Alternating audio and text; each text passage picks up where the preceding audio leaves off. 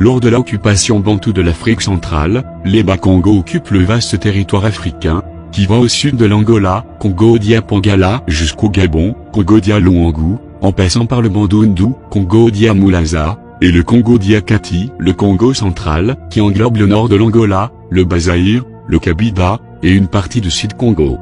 C'est donc tout un peuple, le peuple Congo, avec sa langue, le Kikongo, et sa culture, le Boukongo, qui prend possession de ce très vaste territoire africain, auquel il donne le nom de royaume du Congo, Congo-Dia-Twatela. Ainsi, toutes les langues parlées depuis le sud de l'Angola jusqu'au Gabon ne sont que des simples dialectes d'une même langue, la langue Kikongo. Le Kikongo donc est la seule langue pure de l'Afrique centrale, qui occupe le périmètre culturel le plus grand. Ainsi, le Kikongo et le Swahili sont les deux principales langues de l'Afrique centrale. Le Swahili est la langue principale de l'Afrique centrale de l'Est, tandis que le Kikongo est la langue principale de l'Afrique centrale de l'Ouest. Le Kikongo est une langue internationale parlée en Angola, au Congo-Kinshasa, au Congo-Brazzaville, et au sud du Gabon. Le Kikongo est la principale langue du Congo-Brazzaville, puisque 80% de la population de ce pays sont constitués par des Bas-Congo, donc par des descendants de l'ancêtre Sakou, de l'ancêtre Panzou, et de l'ancêtre Zinga. Le Kikongo est la langue nationale du plus puissant royaume de l'Afrique centrale, le très vaste royaume du Congo-Dia-Twatela. Cette langue donc est une langue majeure, expérimentée, très riche, et très précise dans l'expression de la science. Puisque le Kikongo est la langue nationale d'un peuple d'une civilisation millénaire. Les Bas-Congo étant un peuple de dieux doté d'une grande spiritualité, leur langue, le Kikongo, possède toute la terminologie nécessaire pour exprimer la spiritualité, le Boukongo. Les Bas-Congo étant les citoyens d'un ancien royaume très organisé, leur langue, le Kikongo, est très riche en termes politiques et administratifs.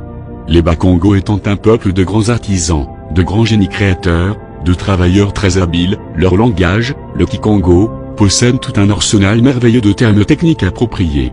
Les Bas-Congo étant un peuple discipliné doté d'une grande politesse, leur langue, le Kikongo, possède des grandes subtilités de langage tout à fait inconnues dans les langues grossières et impolies comme le lingala venu de Mekanza, dans la région de l'Équateur. Les Bas-Congo possèdent une tradition religieuse fantastique conservée jalousement depuis des millénaires. À travers des siècles, Dieu avait constamment enrichi cette tradition Congo, par de nouvelles révélations faites toujours à l'aide de la langue Kikongo, la langue des descendants des fils du ciel, Banyabazulu. La langue Kikongo donc, est un grand trésor pour tous les peuples de l'Afrique centrale et du monde entier. Ayant peur du génie Congo, Nemwanda et Congo, les puissances néocolonialistes ont mis sur pied un programme destiné à combattre et à détruire le Kikongo pur. Car les principes de base des ennemis de l'Afrique sont, diviser pour régner.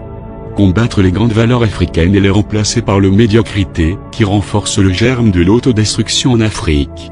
Les noms des puissances néocolonialistes impliquées dans ce complot quant à la langue Kikongo sont bien connus. Les langues négro-africaines ne sont pas des langues inférieures. Elles ont toutes les potentialités pour devenir des grandes langues internationales, si nous voulons travailler pour les codifier et les entretenir. C'est la colonisation occidentale qui est à la base du retard actuel de ces langues. Merci de vous abonner et n'oubliez pas de partager la vidéo au maximum.